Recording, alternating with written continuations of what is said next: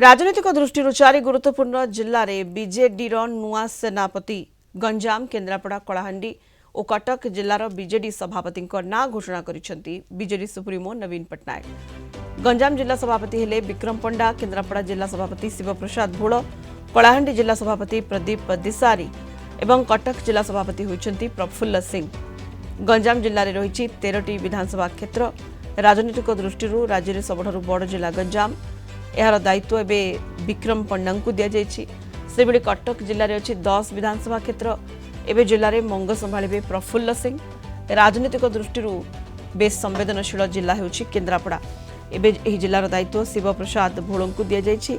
से बेले पश्चिम ओडिशार गुरुत्वपूर्ण जिला कलाहांडीर दायित्व प्रदीप तिसारी को दि जाइए।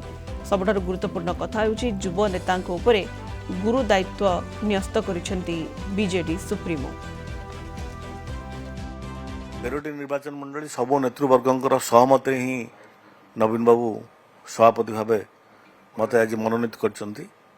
एवं निर्वाचन प्रक्रिया रे एक कथा हेछि जेहेतु नॉमिनेशन आउ के फाइल कर नथिले समस्त सहयोग एवं नवीन बाबू आशीर्वाद रे आमे निश्चित भाव सफलतार सहित काम करूँ।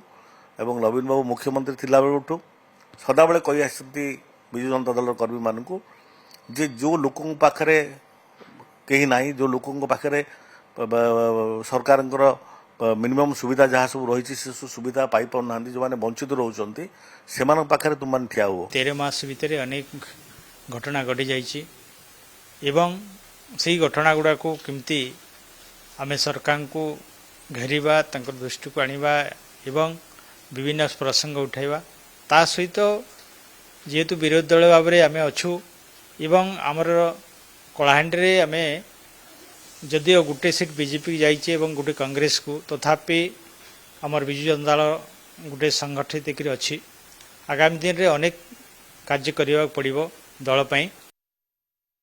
मु प्रथमे मोर सभापति नवीन पट्टनायक को शुभेच्छा एवं अभिनंदन जनाऊछि।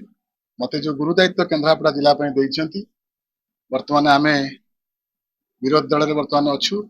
आम दल केन्द्रापड़ार जेकोसी सरकार कार्यक्रम हो कि सरकार योजना हो सठिक रूप कार्य नहले एवं माननीय विरोधी दल नेता निर्देश रे आमे केन्द्रापड़ा जिलार समस्त कार्य करूँ एवं जिलार जो नेतृमंडली अच्छा समस्त सांगरे नहीं जिलार दाबी सरकार उपस्थापन करूँ।